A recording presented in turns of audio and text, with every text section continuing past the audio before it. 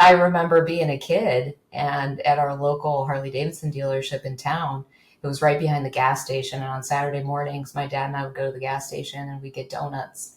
And I would jump on the fence and look over the fence between the gas station and the motorcycle shop, and the field that was on the backside of that fence and between the motorcycle shop would just be filled with Harleys. And I just remember looking at all the bikes and being like, wow, look at all these motorcycles, Welcome to the Gearheads and Gasoline podcast, where we dive into the high-octane world of market-leading shop owners, shop employees, and automotive enthusiasts from the aftermarket, restoration, performance, and racing industries. So strap in as we take you on an awesome journey with our guests as they share their real-life stories, lessons learned, business advice, and unfiltered insights to help you beat the school of hard knocks. Gearheads and Gasoline, fueling your success.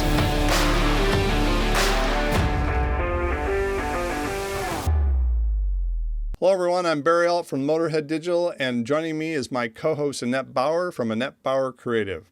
Today we're excited to welcome Kira Daczko, Regional Director of Admissions at Universal Technical Institute, UTI, to the Gearheads and Gasoline podcast. Kira is not just a passionate advocate for technical education, she's also an avid motorcyclist who loves the thrill of riding on two wheels. At the time of the recording of this episode, she was gearing up for an international bike adventure with a group of fellow women riders, a journey that she has since completed and described as nothing short of incredible. As a graduate of technical school, Kira brings a unique perspective to the table, with over 15 years of experience in self-driven management and business relations within the trades. She is dedicated to making trade careers more accessible to young adults. Her mission is to enhance economic competitiveness and support technical careers across the nation, ensuring that future generations have the essential skills needed for trades that can't be outsourced. Aligned with UTI's vision to change the world one life at a time, Kira is committed to empowering youth through education and knowledge, contributing to a brighter future. We're thrilled to have Kira with us today, so let's drop a gear and speed into the conversation. Super excited, super glad that you're here, Kira. I had a really great opportunity to meet you at the Women's Leadership Forum at SBN in March. And from, I think, the first time that you and I chatted a bit, I was like, man, she would be a great contribution to the podcast. You have so much experience, but you're so passionate and so enthusiastic about not only the industry, but what you do, how you help, where you make an impact, all those things.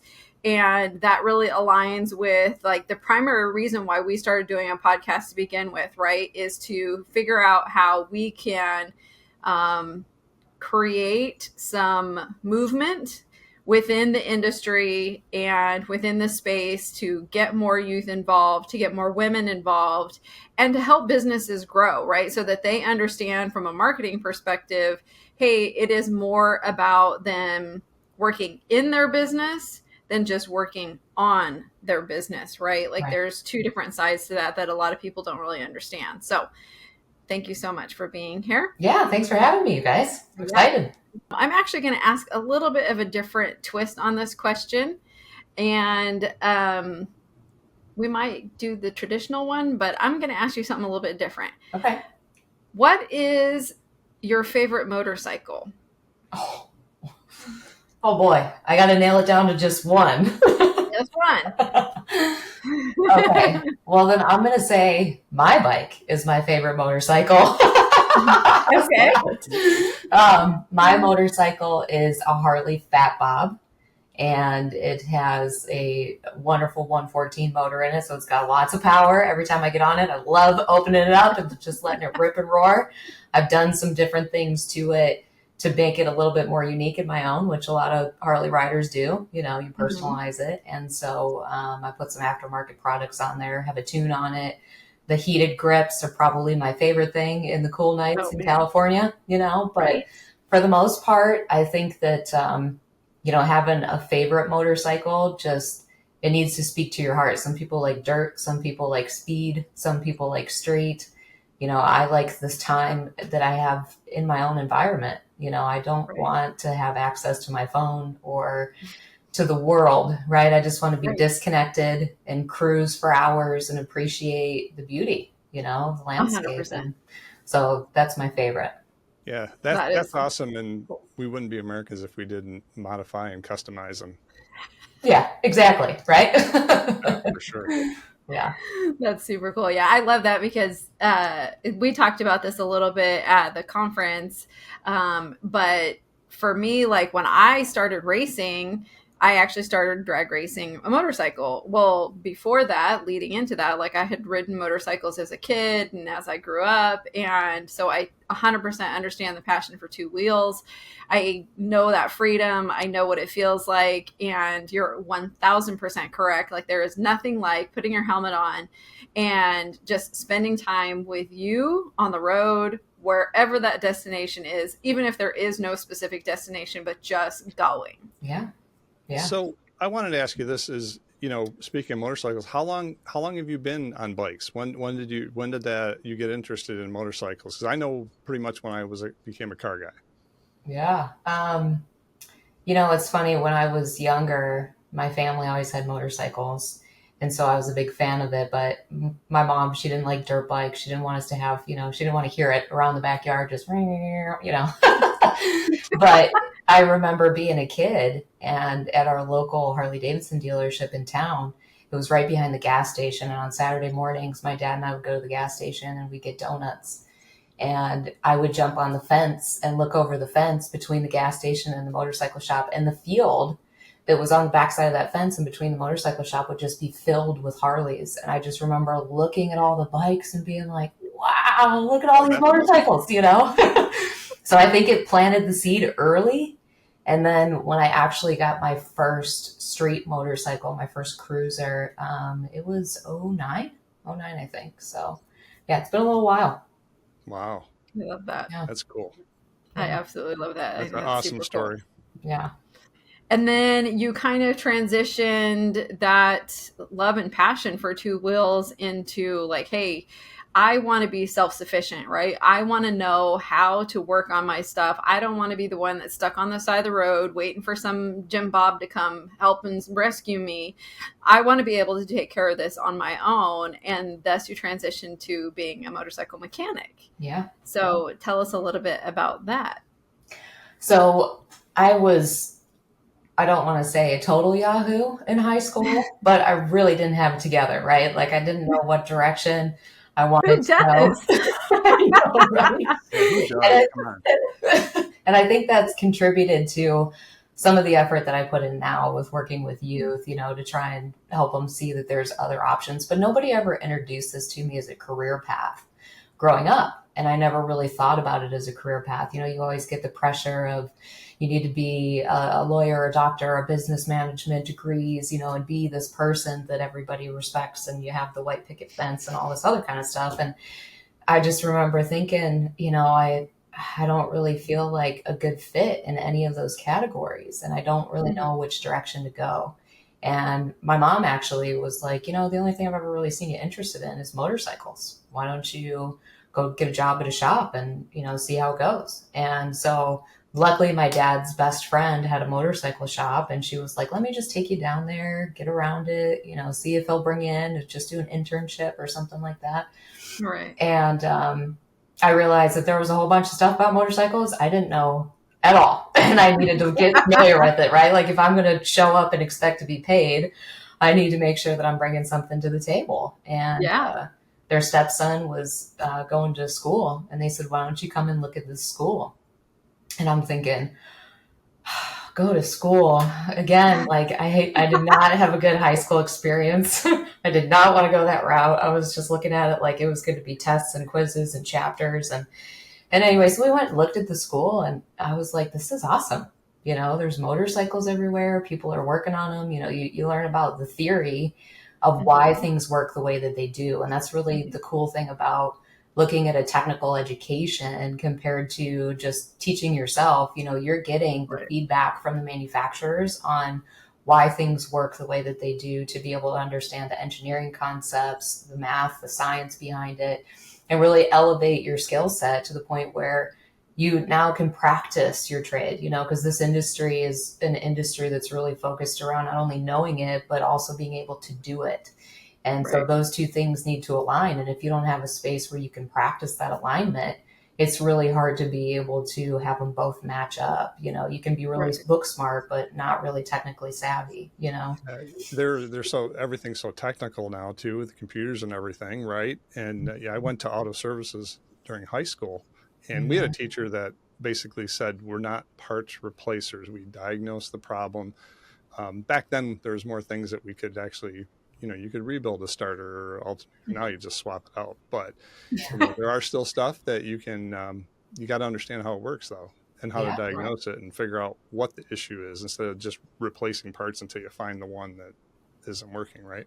Yeah. Yeah. You can't just be a parts replacer. You got to really focus on what it is that caused the problem from the get go, and then on the flip side of that too, is it a warranty issue? Was it something that you caused because of the Mhm. parts that you put on? Is it something that's just wear and tear? So there's a plethora of different reasons why things happen the way that they do. And so making sure that you really understand that difference is, going to school, it just helped me to be able to be more confident, like you said, in that, be in a position where I don't have to rely on somebody else to provide me with that information. But in addition to that, now I have a base to work off of. Right. Now I have a basic understanding to be able to build off of. And when I hear somebody talking about a certain product, then I can think back of, okay, this is how things work. So I can understand how this would be engaged in that type of environment or in that usage, and it makes more sense. So 100%. And it definitely puts you in a category that makes you super rare, right? First of all, there's not a lot of women who, I think we experience more of them now, but historically speaking, there's not a lot of women that are like, hey, I'm ready to jump on two wheels. I'm ready to take that, next step. But on top of that, who are like, hey, I want to know how it works. I want to be able to do it myself.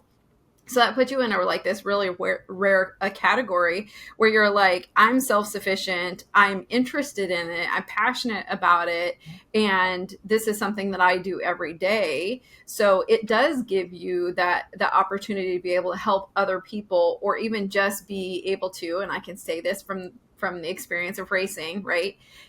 When you're in a conversation with most men, no offense, Barry, most men, but you're in a conversation with most men who are all standing around in their little circle having their conversation about how they do this or how that works or this is supposed to do that. And what they're talking about is wrong, but you just kind of sit there and go, y'all own this because this is what you think. And I'm not going to say anything because you're not going to believe me anyway. Yeah. You're just going to, I've literally, in my own circles, I've had guys made the comment like, you just take pictures, you don't know. I'm like, cool, you think whatever you need. Yeah. Yeah.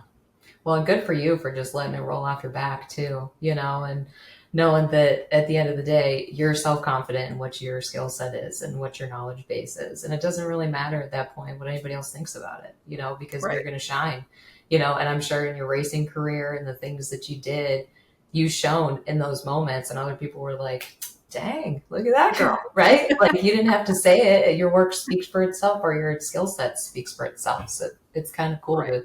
to just know, like, at the end of the day, it doesn't really matter. And I'm just going to keep on trucking, Yeah, So absolutely. I tell my kids and I tell friends and family, I live by 3 rules in my life, all of which affect how other people think of me, right? Mhm. 1, if you don't pay my bills, if you don't sit at my table at dinner, and if I don't call you in an emergency, what you think of me actually means nothing. Right. Yep. If you do not fit in one of those 3 categories, I cannot help you. Yes. Totally. That's awesome. No, I love it. And I have heard time and time again, especially when I'm at the racetrack, and I'm sure that you can kind of probably to some degree align with that, is especially riding bikes, is that I have heard so many different times from people, guys the same, oh, no, there is no way that I would get on a motorcycle, or there's no way I would race a motorcycle, or that's just too dangerous, that's just too this or too that. And every single time, because I raced motorcycles for several years, is like, understand that when you're on a motorcycle and something goes bad, you can separate yourself from that situation, right? Now, that's not to say you don't take the chance of getting hurt, because that's real, but you can still separate yourself from that machine. Yeah. But when you're in a car, you're in it until the end, no matter what. Like, unless we're talking about something catastrophic where stuff comes apart, the chassis wasn't built right, you are on the ride. Yeah, no doubt. Yeah, you're locked in, you know, 4 doors and a kid around you for sure. Yeah. For better or worse. Yeah, I have a really good friend that's been riding bikes since the 70s. He used to drag race bikes and stuff, and he still does. And I wanted to, and I just didn't, not because I didn't think I could. I think it was more of the other people out there that aren't paying attention scare the hell out of me. And he says the same thing. He says, you have to be so aware every second, and not because of what you're doing, more because of everybody else and everything around you that can happen because they're not paying attention. Yeah, no doubt. You know, and in California, you can split lanes. And that was something that, you know, growing up in Ohio, I had never really heard of it. I wasn't familiar with it. And then coming out here, I remember my first 105-degree day, and I was in black, and I'm on my motorcycle in, you know, full packed traffic. And I'm thinking, this is my only option. And it's for my own survival to make sure I don't overheat, you know? Yeah. But Sitting in a blow dryer. Yeah, exactly. You know, but just going down that road and between all those cars, it was nerve-wracking. You know, but at the same time, not everybody responds the same way. Some people are trying to cut lanes themselves. So you just need to be completely aware all the time of all the drivers around you and be defensive, you know, drive defensively in those moments. So, but you know, there's so many good things that you don't experience if you're in a car. You know, there's so many good things on a motorcycle that just different viewpoints, you know, the freedom of it, I think, is what attracts me to it. You know, I can't think about getting on my bike and not just having that openness, you know, and that connectivity of your surroundings. You just feel like you're one, you know, with the space, with the road, you know, looking down and seeing that yellow strip going by. It's like it's right there, you know, but at the same time, you're just floating through it, you know, if that makes sense. It's just it does. I have a new appreciation for it, though. Yeah. Not that I'm going to go out and buy a bike today, but that's cool. Thinking about that, that's really interesting that I never thought of it that way. Yeah. It's really cool. I think that's one of the things that really kind of invited me to drag racing, right? Is because just like when I was riding motorcycles, like the moment that you kind of set out on your journey, like everything else kind of just melts away for that period of time that you're out. And you're taking measures to be safe, but at the same time, like you said, it's that freedom of just being out at peace and being kind of alone, right? And there's a lot of comfort in that. And so, you know, like the same thing, like when you go racing, there's a whole lot of other things that you have to think about, but in that moment of time that you leave the starting line, like nothing else matters. Whatever that duration of time is, right? Whether you're a bracket racer and you race 14 seconds, or you're an advanced ET racer and you race 5 seconds, it doesn't matter, or faster, right? For that period of time, nothing matters. It's just you and whatever you're out to conquer. Yeah. It's very cool. Yeah. Today's podcast is sponsored by Motorhead Digital. Motorhead Digital are digital marketing experts for your automotive aftermarket, restoration, performance, race, and restyling shop. They help you supercharge your shop's website, social media, and entire online presence to attract those badass customers you're looking for. Check us out at motorheaddigital.com. So, kind of talking a little bit about SBN, talk to us about how it was, how long have you been involved in SBN, and that leads to you doing the Bronco build. Oh, wow. So I saw applications for the Bronco build online. And I told my boss at the time, I'm going to apply for this. And if I get accepted, I'm doing it. Like, that's just what's going down. I'm giving you a heads up, right? And he was like, oh, that sounds awesome. He's like, you should do it. And I was like, sweet. Because our flow with my work schedule is the same as high school schedule. So in the summertime, we have quite a bit more flexibility. And so luckily it was during the summer, in July. And so that was the first time that I was introduced to working with SBN. And when I applied for it, I was accepted. It was great. Going down there and working on the car, that was a great experience to just meet the other ladies, get involved with other people in the industry, whether it was the products, the Goose Gear products, the Icon products. We had multiple different products that were donated to that build. And it was just great to network and spending time with Sherry and her daughter Alicia and Sarah and all these people that were instrumental in making that available and happen. Working with them in a team environment and just being able to see how they were gracious with the girls to give them the space and the time to work on it in their own, I guess, measure, whatever they were bringing to the table. And all the girls had different experiences. So some were more technically savvy than others, but just letting everybody have that time to be able to experience it in their own way. It just spoke to me in a special manner, because it was like, that's what I was looking for. I was looking for that inclusivity of everybody doing that, Right. And participating at the same time. So that was a really good experience. And then after that, I was like, I want to be an SPN member. I want to stay a part of this, Cool.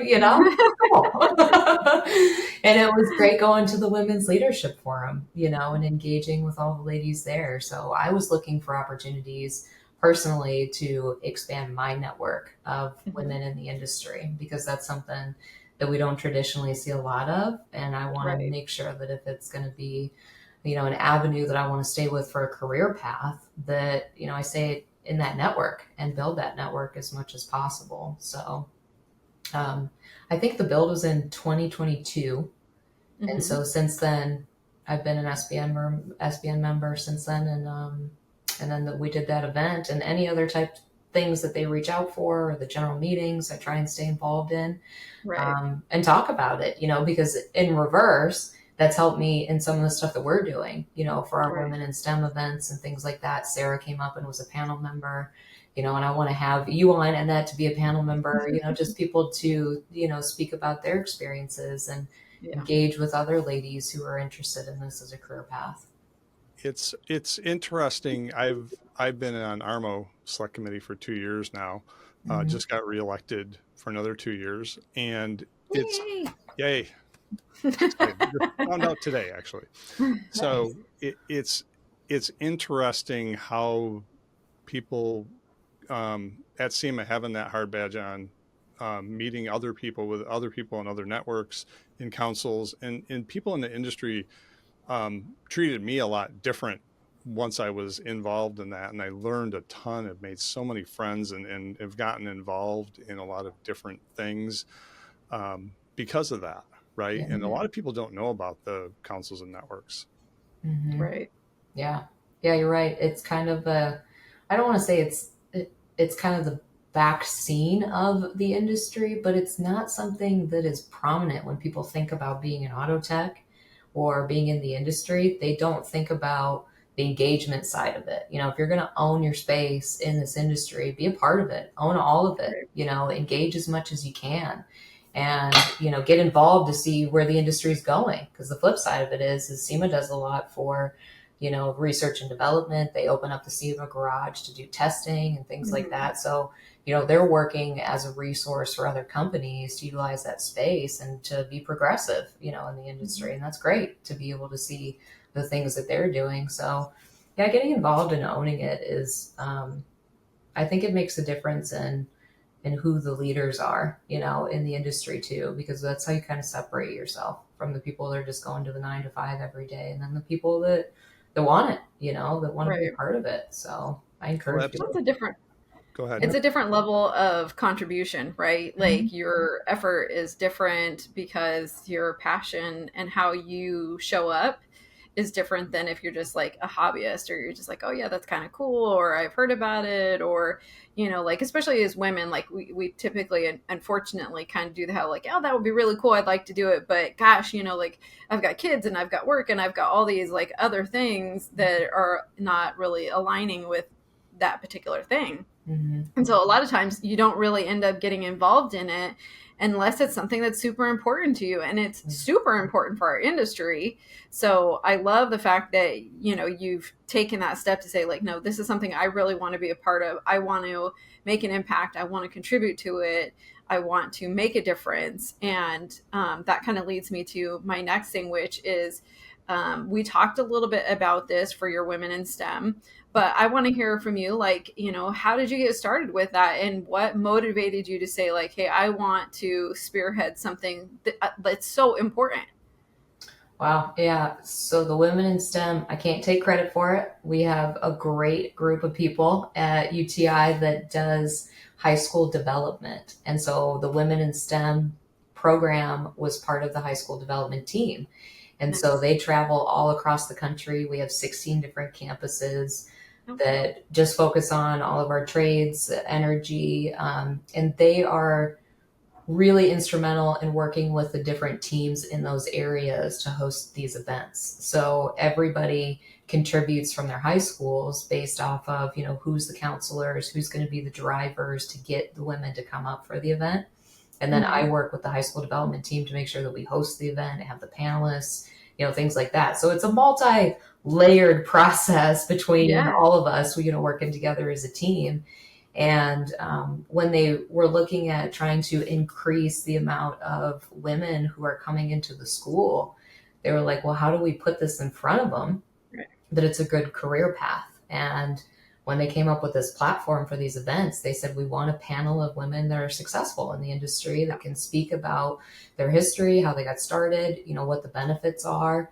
Also, what's the challenge, because it's not always 100% easy. So what are some of those challenges? And then being there as mentors and as a resource for each other, because if we have young women who are getting engaged in the industry, they might need somebody to reach out to and ask questions to, or to, be that resource for maybe even finding work down the line or whatever it is. So, so hearing that, it was something that was coming to our area. It was something that, I was like, this is exactly what I want to be a part of. This is exactly what I want to do to support other women getting involved. And so, I brought it to my team and said, hey, let's figure out the best way to make this a platform where it's most accessible to as many girls as we can. So we hosted in the middle of the week. We had graduates. And then, like I mentioned, Sarah came up. We had some dealership representatives that were there, talk about their interests. And the goal was to see at least a 2% increase in our student population. And we've increased it over 7% since we started these. That's awesome. That's a lot. So, and our most recent starts, we have starts depending on which program it is. It's every 3 weeks or 6 weeks or whatnot. But we just had one in June, beginning of June, and we were all the way up to 23% of that start was women. And so we were like, yes, we're moving, we're doing it. So. I have a question for you on that, because I grew up in, went to high school. We had shop class and everything. We had, so did I. Our producer mentioned BOCES, we call it Wayne Technical College now, that kids go to during high school. Shop class isn't available much anymore, but they still have that around here. How are you reaching out to these schools and making them aware of UTI and what UTI represents and the STEM, all the women involved in, and getting more women involved, speaking to guidance counselors to let them know, because a lot of kids don't know what shop class is, how much less anything else, right? Yeah no, that's a great question. So working in field admissions, our division of Universal Technical Institute is specifically geared for high school engagement. So I have a team of 9 representatives from the Oregon border to Fresno to Reno, and those people work with me to go out to high schools and to speak in those classes. So they do a workshop, and the workshop is to talk about what the changes are in the industry as far as where the jobs are at. We have a skilled trades gap right now, and we're starting to see this big gap of job openings and not enough people coming in to take these jobs. And so we show them the data, we show them the numbers, we talk about, how many of those jobs are expected to grow, over the next 10 years and what that's going to look like. Because a lot of these kids, while they're in high school, they're going through and they're exploring different options at that time to try and figure out what the next step is for post-secondary education. And so we do presentations for these workshops, and we do a budgeting worksheet. We talk about what it takes to just survive or to thrive. Do you want to be in a position where the job in the industry that you have and are using as a pathway to be able to make the best life that you want, and what do those job salaries look like? What does the growth look like I mentioned? And then, of course, moving into what are kind of some of the best options for me? How do I learn? What am I going to enjoy? And so we have them do assessment to try and figure out, what are some of the best industries for me to look at based off my interests? Because not every kid that you go in and speak to in a high school class is going to be interested in the automotive industry or in diesel industry or welding or whatever it is. So we want to make sure that the information that we're giving fits the demographic of all those students. What are going to be the key things to help everybody in there be successful? And then what are some of the things that are going to be important for us to show about what makes UTI unique, because there's a lot of industry programs that we have. So students can come to school for Peterbilt or Cummins or Porsche or Mercedes. And all the manufacturers are partnering with us to provide us with what the technical product is, and then what is the training that they train their technicians around those products. So every year when they make new products, they have to go through and do update training with all their technicians. So they provide us with those details and with those products to update our classes. So it's quite literally coming from the industry. We're working with them, and we have that relationship so the students can get access to what they're really going to see out in the industry. And so we try to make sure that we tell them the uniqueness of that specialized process. If you're going to be in this industry and in this business, not only are the certifications important, and not only is it important to practice your trade, but also to make sure that they're familiar with what the industry expectation is on the backside, to continue that process, investing in yourself, going back to school, working on those certifications. It never ends. It's a never ending process. So we talk about that structure. What do you do about, I went on the website yesterday, I was looking at the automotive and a motorcycle, and there was a freaking awesome virtual tour that was really cool with videos and stuff. And I saw some open top roadster type cars on that thing. And so the question I have, being on ARMO, and very interested in modifications of cars and performance and things like that. When you're talking to the students in the high school, are you talking about just auto service and repair? Or are you getting into, hey, there's also jobs over here in the restoration, the performance industry, the racing industry, things like that, and educating them that it's not just changing oil or diagnosing a computer at a dealership? Yeah, absolutely. Our program is really set up to be able to cover kind of all those different areas, right? So we have electric vehicle training, we have hybrid, we have the basics of, each individual system, how it works, what's the theory behind it, but then also the functionality of it, and then how all those different systems work together and troubleshooting, manufacturer specific programs. And then we have a power and performance, which is where you saw the 1923 T-buckets, right? Oh, okay. That's where I saw that. Because I know when I went to school, we went to school, and maybe it was just the time and space. The restoration shops weren't, they're all over the place now, right? In the performance shops. And there was when I went to school, but we went to school to go, work in a dealership, at book rate. And that was what was taught to us. Yeah. Well, and a lot of the times we don't know what the pathway is of the student. So we don't want to just pinpoint them on this is your only option. It's really about, I'm glad to hear that. Yeah. Yeah. It's really about spreading your wings and seeing what fits you and your interests the best. Now, everybody is always interested in power and performance. They all want to do modifications to their cars, right? They're all about that. Totally understand, right? But there's also the other side of it where we're like, well, you need to understand more of the backstory of it, right? What is the true meaning of power and performance. What are you actually doing inside your engine, and what is going to be a differentiator, out on the track? Like I'm sure you've dealt with in that, whether it's the temperature, whether it's the elevation, you got to pay attention to what your environment it goes back to basics, right? And the core of what it is before it is even modified. You got to understand all that. Even working in a dealership for a year or so may even be very beneficial for somebody that wants to move on to a performance shop or a build shop or restoration shop. You still have to have that baseline and understanding all the computers and things like that, because it's in all of the cars now, even the builds a lot of people are doing. Yeah, 100%. I mean, like, you are spot on to say, like, you need to know how the internals work in order for you to make decisions that are going to affect how the car performs, or bike for that fact performs in a performance situation, right? That comes down to, like what your tire pressure is. That comes down to what your chassis setup is, like what your suspension is, or she's like how much weight you have on the front of the car versus the back of the car, like, where your weight distribution is. There's so many different things that are involved in it. But in order for all of those things to work, you need to know how the inside of your motor is working to get you there. Yeah. And I love that you guys address so many different options for them, right? So we had a guest, this is probably last month or so, that was kind of talking about, like, we've got so many different things that people can do within the automotive industry, right? So like when people come in, just like Barry had mentioned, they think like, oh, well, I don't want to change oil for the rest of my life.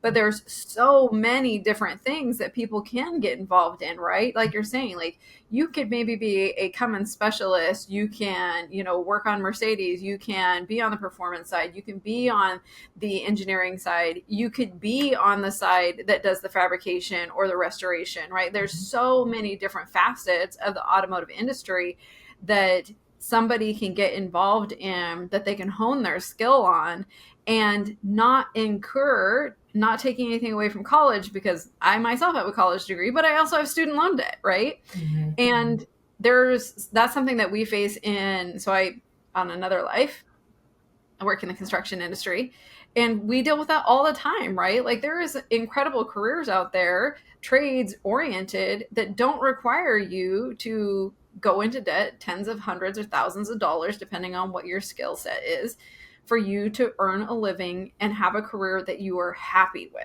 Right. And I love that you guys give them options, that you explain and show them what that means and where that can take them. Yeah. Well, and the other thing too is when we go into the workshops in the high school and we talk about the versatility in these types of industries, I use myself as an example, right? I went to school to be a motorcycle tech. I was in a motorcycle shop. I worked at a motorcycle school, moved my way into admissions from career services. There's been a lot of different things that my technical skill sets have helped me be able to do in my job that have set me aside and different than anybody else that I'm working with, even in admissions, right? So just having that skill set and that understanding when you enter the industry gives you so much more opportunity to be able to figure out what your fit is. And it's hard for people to find, salesmen or service managers or service writers or whatever it is that have some of that technical knowledge. So it's just going to make you be somebody that's attractive to different employers. And, it's not like you have to choose one path when you enter this industry. And that's the great part about it. You have really the industry to be able to work with, figure out where your spot is. So, yeah, to get in where you fit in and where you're happy with. I think that's probably one of the biggest aspects of it, right? Is that, just like you said, like, I see kids all the time who are like super stoked about making modifications to their car. And unfortunately, they all often will listen to like whoever the loudest guy is, whoever has the biggest wallet, who can put the most changes to his whatever it is, like, right, motorcycle, car, I don't care. Yeah. Everybody listens to that guy because they're like, oh, well, you must know what you're talking about because you have all this stuff on there. And that doesn't necessarily mean anything. That means that he knows how to pay somebody. Yeah, that's true. Yeah, that's about all that means. Yeah. So we've talked a lot about what, like, you are passionate about in terms of, how you do it through UTI of getting more youth engagement.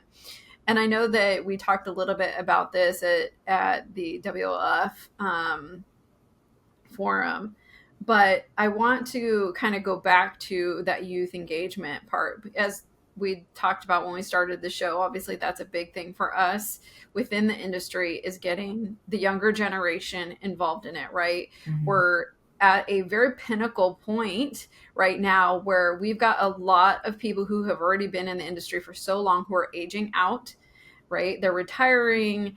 They do it just as a hobby now, or they, just do it because it's something that kind of gives them that extra life. But it starts from us getting our kids involved in it and getting them interested in it and keeping them occupied, instead of them saying like, oh, I'm going to go hang out with my friends at 11 o'clock at night doing stuff that I shouldn't be doing, when there's so many more productive things that they could be putting their attention to. Yeah. So what are you doing, or what is UTI doing to kind of help move that along? You've talked a little bit about that, but. Yeah. So that's something that, I got to say, there's a lot of great programs right now that exist. There's the NHRAS program. There's California FFA, Future Farmers of America. They do competitions for ag mechanics, welding, for all their different animal sciences, things like that. So in schools, that's awesome. Yeah, in CTE classes in schools, they're very engaged with the students.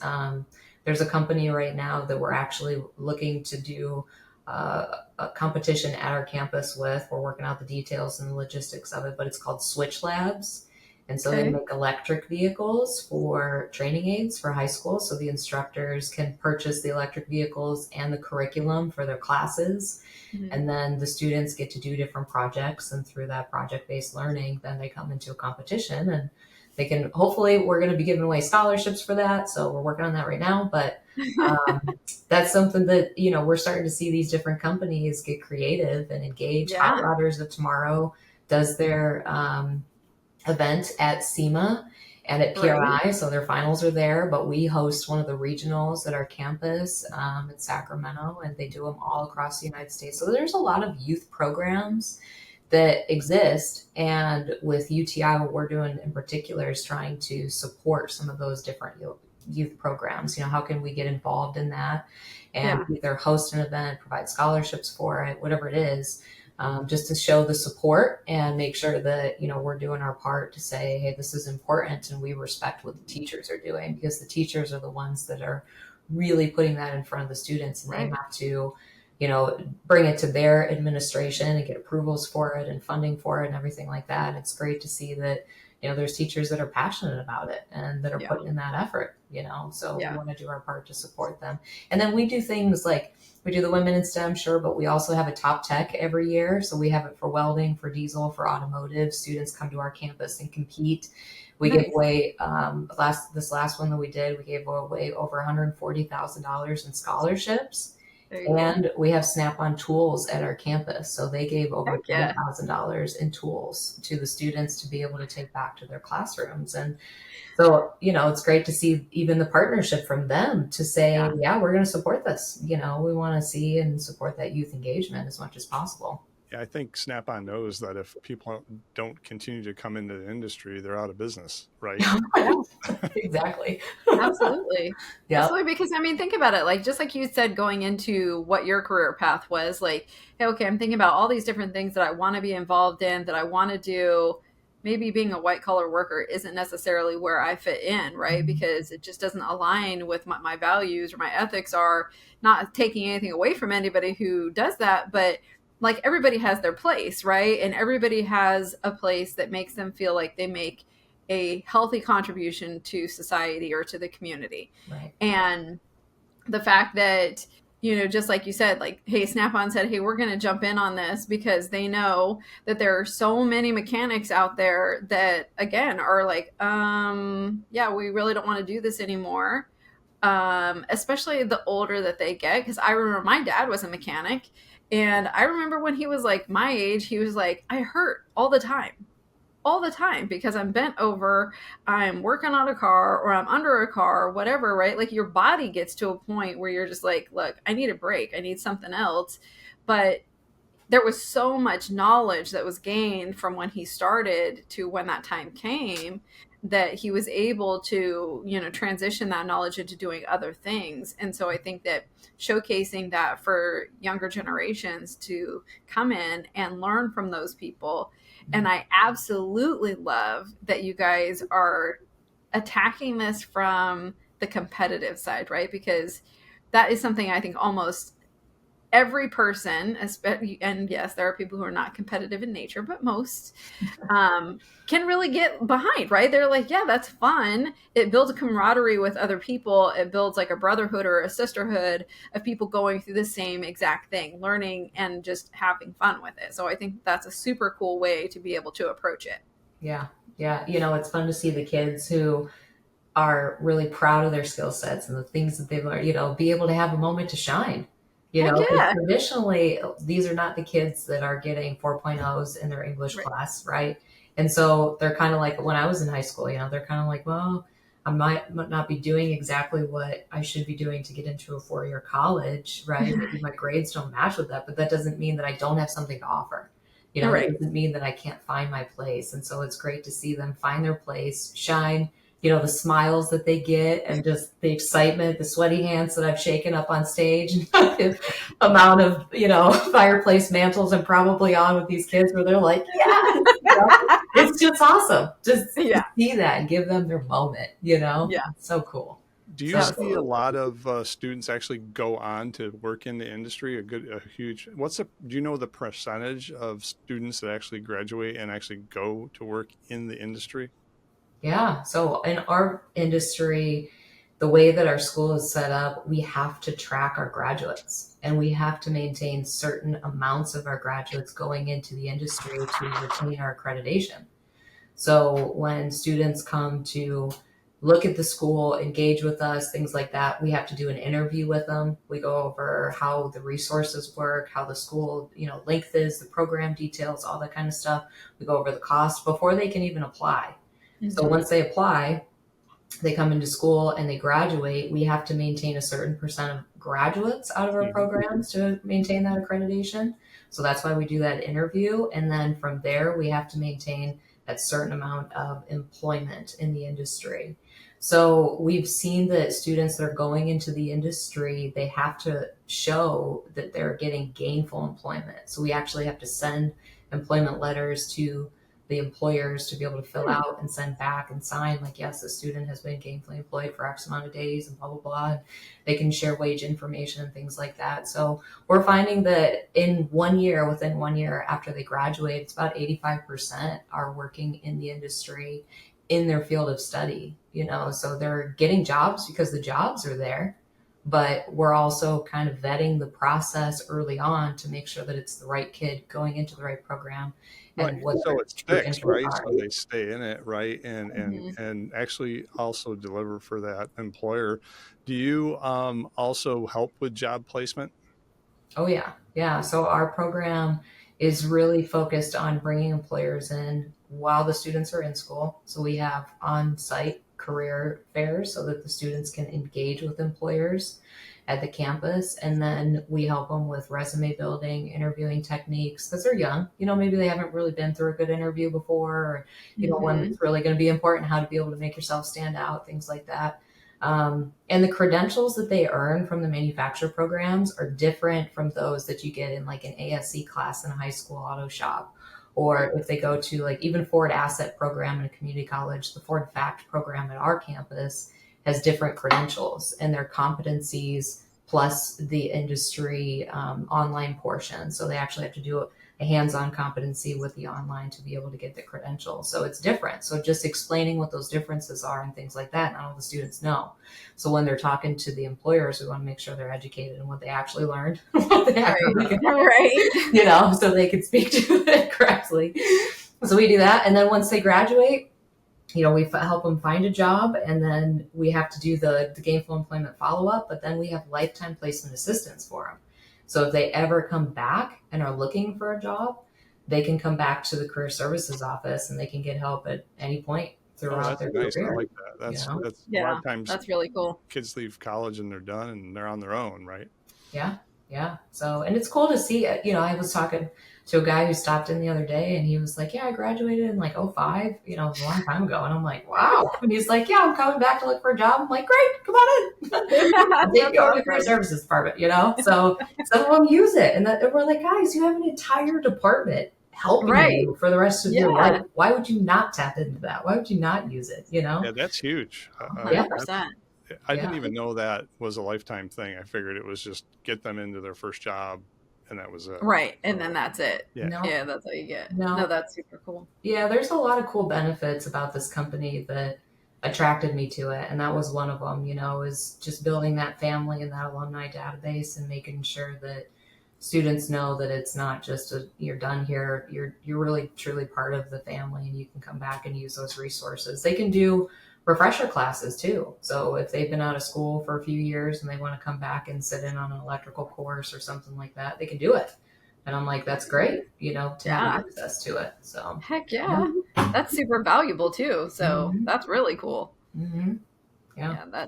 That carries weight in itself. So I'm secretly super curious about your because I think it sounds super cool when you said it. I am curious about your open road expedition that you have coming up with We Roam. So can you share a little bit about that? Because I just think that's so fun. In the beginning, and I'm like, oh, I'm sure Annette wants to ask, so I'll just hold on. I'm curious about that.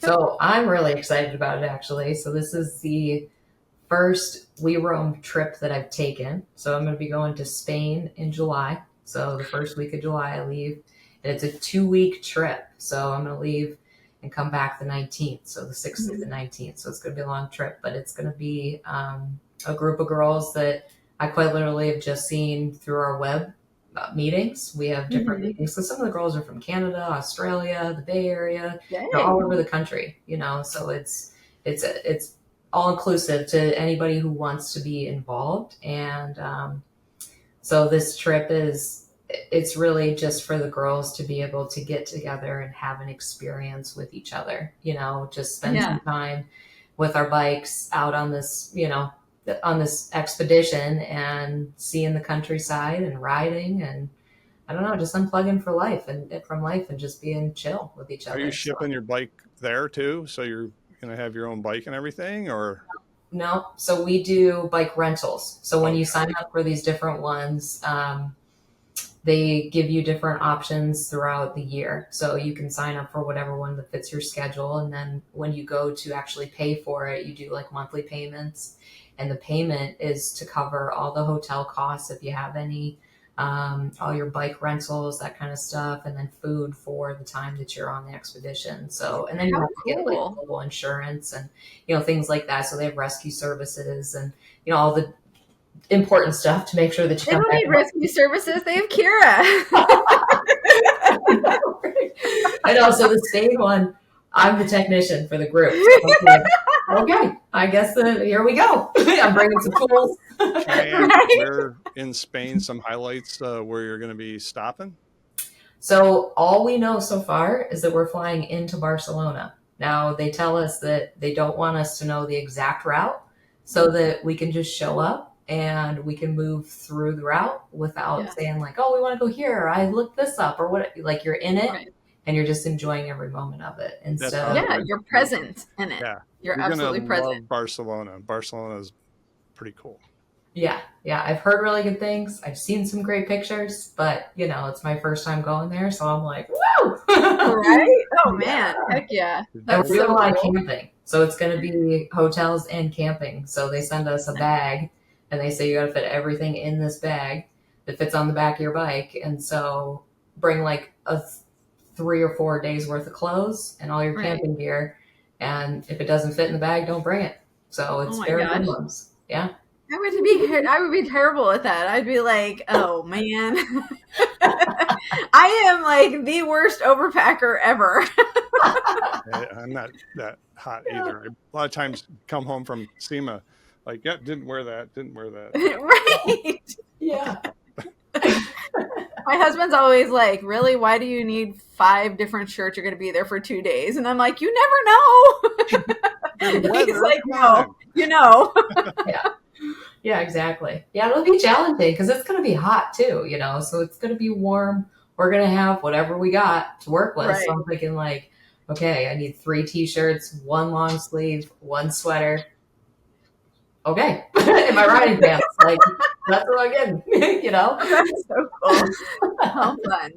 Yeah, I was like thinking about it and I'm like, oh man, like I can't wait to ask her about that because I just think that you mentioned it when we were WLF and I was like, what? That is so cool. And now we're closer to it. And I was like, oh man, she's got to be super excited about it because that just sounds like a really awesome opportunity. Yeah. Yeah. And it's wild to see that it's so many different people from other places too. I mean, that was kind of the same thing with the SBM. Like I'm looking for women to build my network in that area. And so I'm like, this is awesome. I'm going to meet other people from other countries, plus, just whoever's around Sacramento or San Francisco that I can go and ride with. But, in addition to that, like we're really building that network beyond here. And so now you're going to build it internationally. Yeah, that's just your world's super going to get a lot smaller all of a sudden because I've friends from Australia through another thing I've done and met some of them in person, and it's the world gets smaller.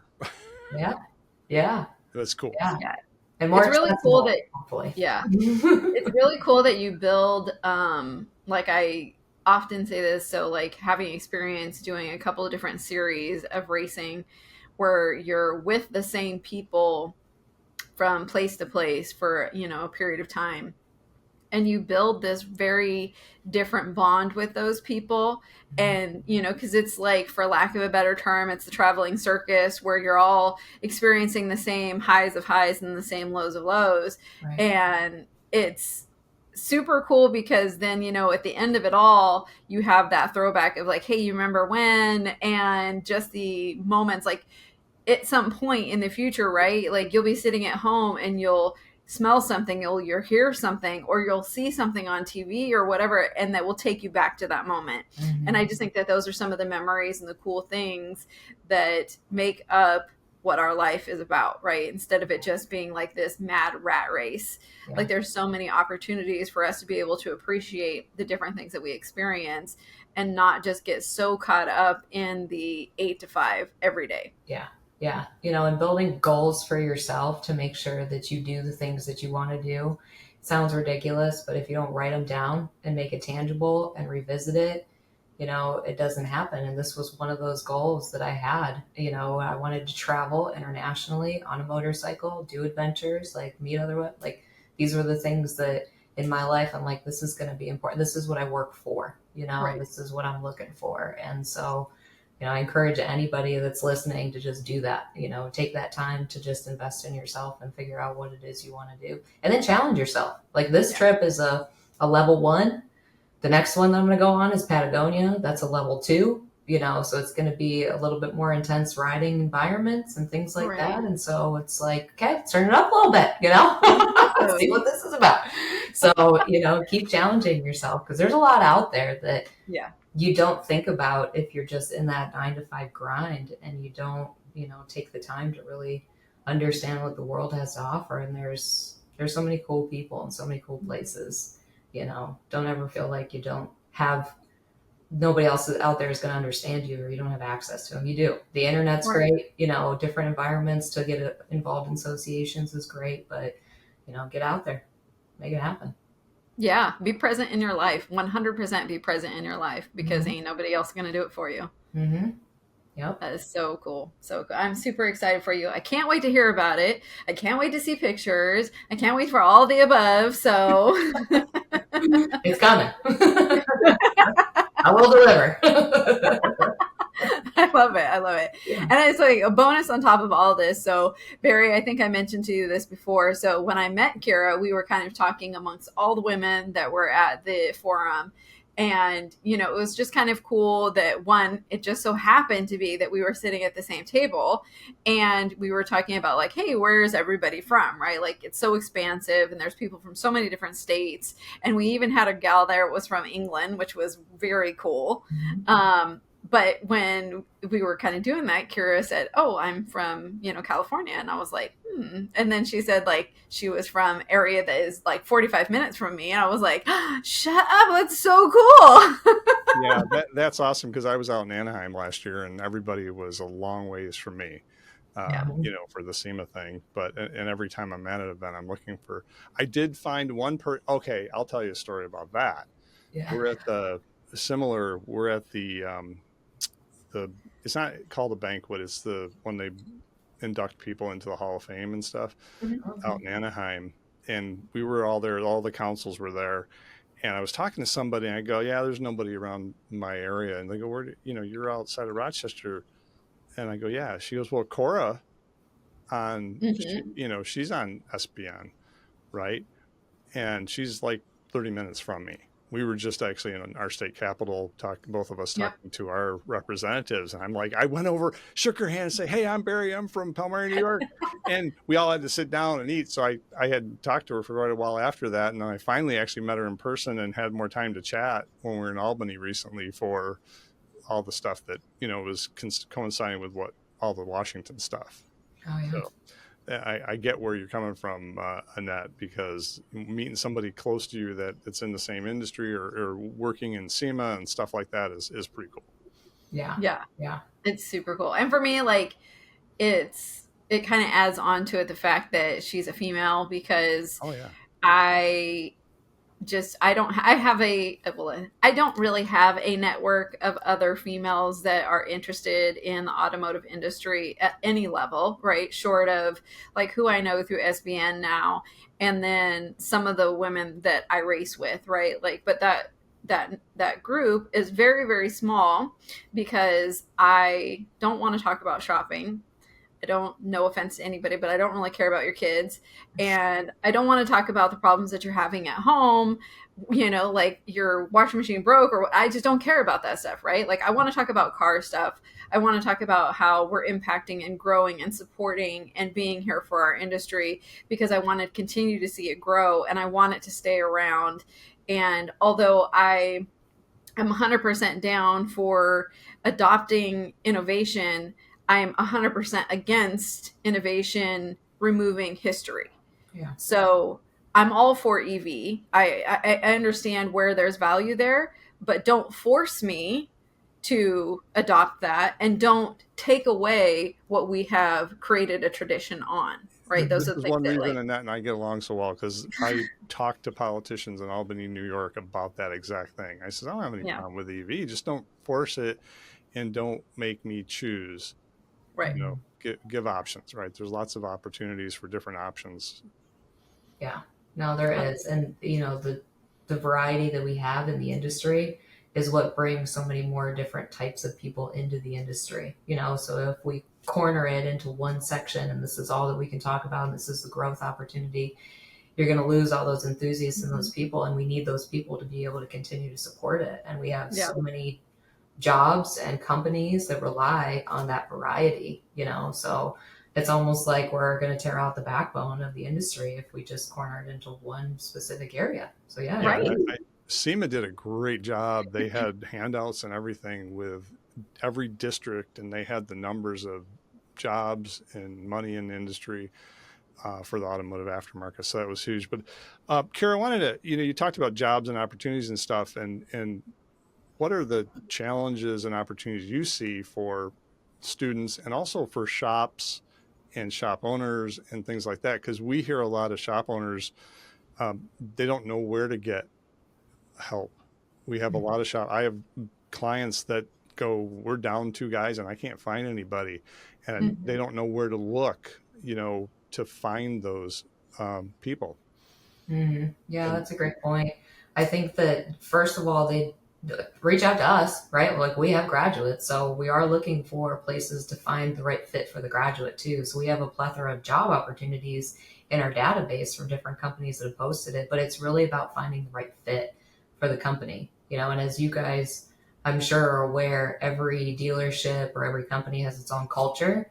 And so making sure that you have the right kid in the right place with that culture matters, but getting involved in that and getting in front of the students, finding a way to put yourself out there as much as you can in front of the youth, whether it's going to high schools and talking about what your company offers, whether it's utilizing the different manufacturers representatives to do that, whether it's hosting different community events to bring them into the dealership and talk about the careers. And then of course, getting involved in different programs. Like we have one that's called the Early Employment Program for our students. So it's really focused to be able to say, I'm a dealership, I will have this job opportunity. What I'm going to do is I'm going to hire you as you're coming into school, even though you don't have any experience yet because you haven't been through the program. I'm going to hire you today. And as you go through your training course, we're going to get you ingrained in our process. We're going to have you work every day in the dealership with a mentor, and then you're going to be able to be ready to go from your training and from the time that you spent over the last year to be successful day one on the job as a full-time tech. So as you say that, doing internships and stuff, the smaller, we work with a lot of smaller shops, right? And they're hurting for people. Can smaller restoration, performance, race shops and things like that reach out to UTI and say, hey, I need, this is what I'm looking for. Do you have students coming through that would be interested in this type of work? And what does that look like? And how can I support them? We've had shops say, I just don't have time. I need somebody, and I don't agree with that 100%. They need to take the time. But some don't have the time to, they need somebody to come in, even if it's basic like welding and fabrication, things like that, to get started somewhere, they have to have some skill. Yeah, absolutely. They can reach out.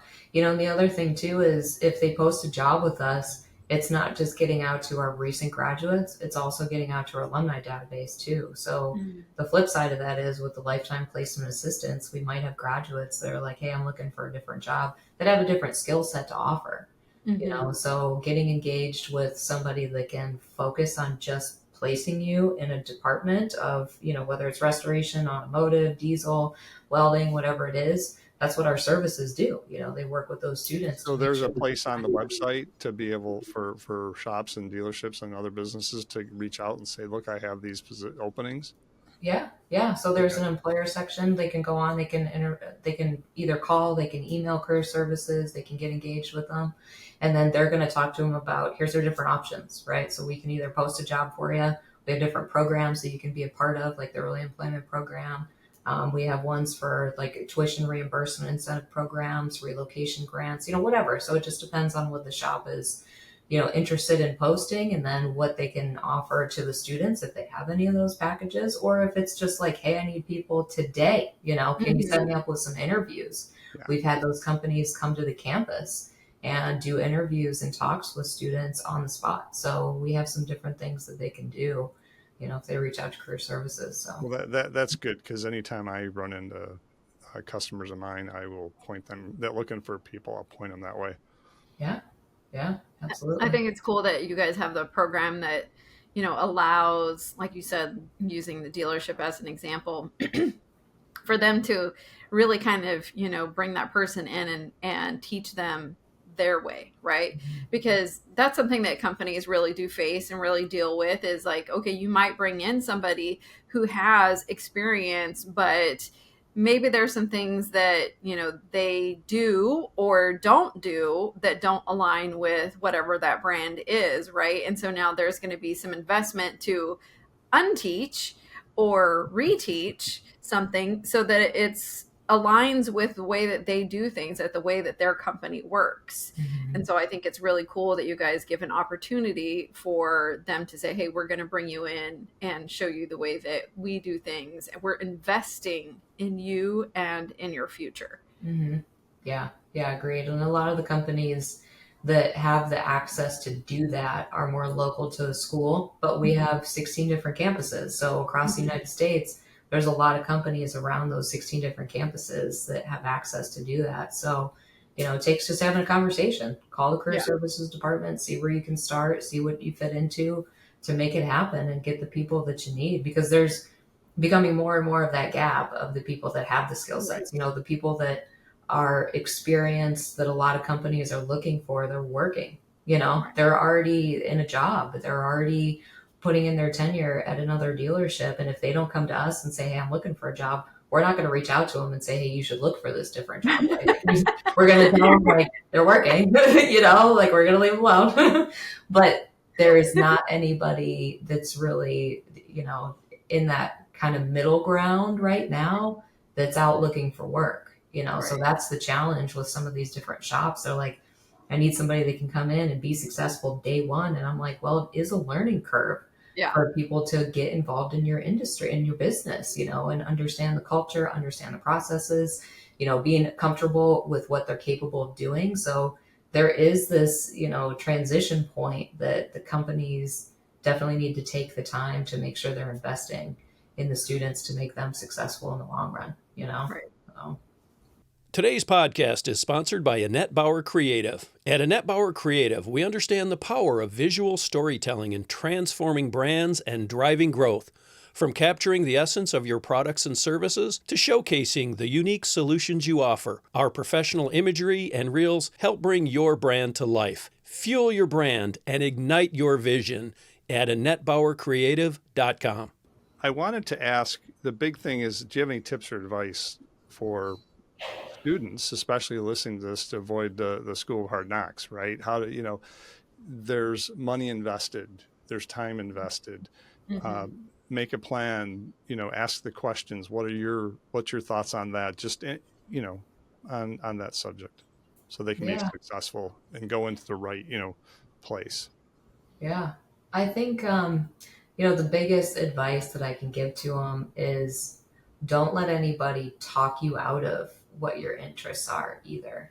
I think that there's still a lot of moms and dads, counselors that think that we're all just grease monkeys, and it's just a dirty job. And don't get me wrong, it's hard work, but the type of person that we're looking for is different today than it was years and years ago. You need somebody that's able to troubleshoot and understands technology.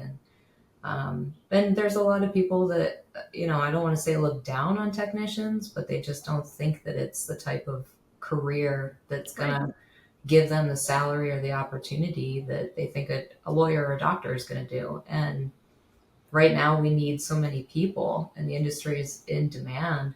The wages are insane. And look at Indeed. If you're ever looking for what are the wages, what are the opportunities, Indeed in California has to put all of their different salaries for their jobs. Right. So they can see what these companies are paying and then what's important to the companies. Don't just go to school and get that diploma, figure out what it is that's going to make you stand out and be different. Where do I earn the most credentials? What are the credentials that I need? And make sure that you're getting what's actually important to the industry on the backside, because a lot of these dealerships or, big companies that have OEM, manufacturer franchises, they need people that can do warranty work. They need people that understand different products in different ways than somebody that's going to be a welder. They're going to have a totally different set of certifications that they need to get for different types of jobs and environments and types of welding. So I think just do your research on what is truly important for you to earn. And if it's something that you want to do, go after it. Don't let anybody stand in your way. Yeah, and one thing that I heard that's awesome. One thing I heard from you earlier was where you started and now what you're doing and what you learned in school. Being awesome. Being awesome. But that also helps you with your job today. So one thing that I don't think I ever learned in school, I knew, I could go into a dealership, but what's after that? What, like Annette's dad, right?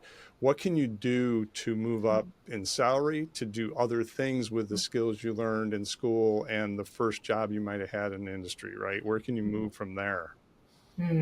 Well, I think the first thing is never say no, right? I remember when I was in school, I was interviewing for a job doing maintenance at the building the school was in, and they were like, can you hang drywall? And I'm like, yeah, no problem.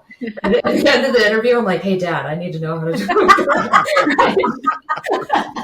it. Fake it till you make it.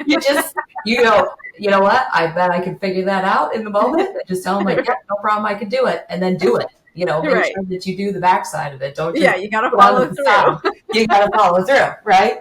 But, learning that you're capable and being confident in your capabilities is all part of that maturity and that growth that you go through, Right. that time in your life. And it doesn't really go away even as you become adult. It just becomes different, right? The challenges and the opportunities become different.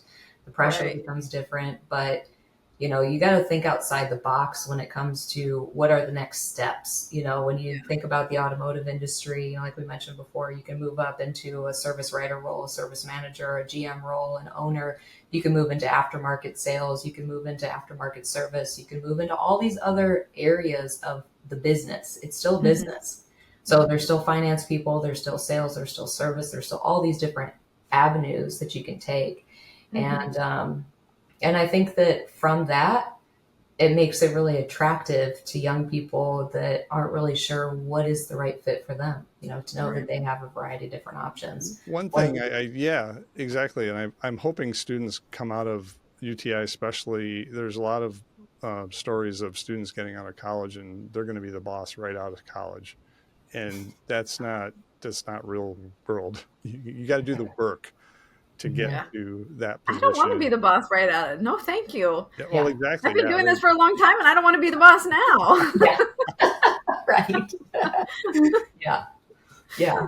And, and try stuff. That's a lot of people don't want to just try it and see, they think it's so definite that if I make this choice and I do this, that it's the one thing that I'm going to do for the rest of my life. Forever. So many multi-gazillionaires out there that'll say we failed more than we succeeded and we learned from our failures. You have to. That is part of the equation. You have to 100% fail to succeed. The two coincide with one another. You don't get one without the other. I don't care what your background is. I don't care what you do. I don't care where you came from. I don't care what industry you work in. You have to fail to succeed. Yeah, don't look at that as a bad thing. Look at that as, hey, how can I learn from this, right? Yeah, exactly. How can I champion it? Yep. Exactly. It's funny, a lot of the jobs that I've gotten, especially in technical education, I said no to them initially. I was like, no, I don't want to be in career services, because I went to the school, and when I graduated, the motorcycle shop was great, but it's seasonal in Ohio. And so, in the wintertime, work is scarce. You're probably not going to be making incomes few, weeks out of the year. And it's kind of hard, And so I was like, I want to move. I want to go out to California. I want to work in the sunshine, and they were like, great. They were like, you have any money saved? I'm like, no. No. Like, do you have a credit score to be able to rent an apartment or get a loan or anything? I'm like, no. And they were like, well, why don't you work here? And I'm like, no, I'm going to work in technical education, right? Like be a pencil pusher? Are you crazy? No, I'm a technician. This is not what I went to school for, right? And they were like, your first job would be going to Bike Week and you'd be traveling all over the country and meeting people in the industry. And I was like, well, where do I sign? I'm like, let's go. So you just don't know what kind of cool benefits a job might have. Or like you said, Gary, the growth experience, the network, whatever it is, you don't know until you're actually in it. So don't be afraid to try stuff, and then do it to the best that you can. Own it, Yep. So, yeah. Super cool. All right. Well, we have commandeered a good portion of your day. We're over an hour. So again, going back to that when we get on a roll. Yeah. But it's been super fun. You shared some really great information with us. And I absolutely love everything that you do, that you're involved in terms of youth engagement, getting more women involved in the industry. Just overall, I appreciate everything that you're contributing. So thank you for being on the podcast. And thank you for sharing kind of, just who you are. We finish every single podcast with a speed round. So this is just something a little fun that we do. What we want and what we're looking for is the absolute first thing that comes to mind. Don't think too heavy on it. And we just kind of roll with what those are. So with that being said, let's see here. Yeah. Our first question is, what is your favorite tool in your toolbox? Ooh, the hammer. No. Hey, that's not always a bad one. That was the first one that came to mind. There you go. What's your favorite race driver, team, hot rod, muscle car, or truck, or in your case, motorcycle? And you can't say yours because we already talked about that. Oh, wow. Well, I kind of feel like a cliche by saying Valentino Rossi, but he really was great. And like during his tenure, he won a lot of world championships. Yep. I mean, he was a rock star. So yeah, I would say he's probably my favorite. Awesome. Do you have a favorite racetrack, event, or car show or bike show? Ooh, so I think probably one of my favorite places to go that's kind of a hidden secret. Annette, you might know about it, but it's called Fast Fridays in Auburn. I've heard of it. Okay. So it's just, can't say I've ever been, but I have heard of it. You gotta go because it's a dirt circle track. They do all different types of racing. So they do sidecars. Yeah. They have all different types of bikes mostly. They don't have any kind of like cars, but it's all bikes. And it's so much fun to go watch and just hang out with some people, some down to earth people and see some good old school type of racing, Awesome. I love it. You'll have to tell me more about that. So that'll be super fun.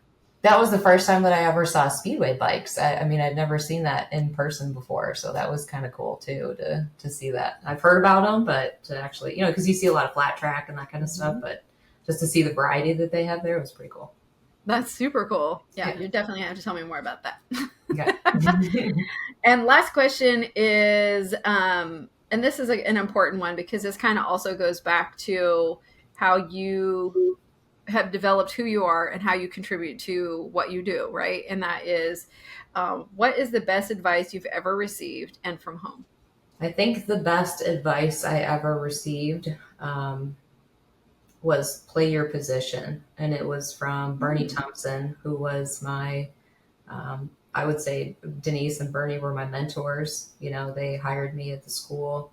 And I think that just kind of resonated with me because you have to, like I said, own your place, and do it the best that you can. But every position matters in the company, in the industry. And, what you're doing, it's important and it's contributing in some way if you're doing it wholeheartedly.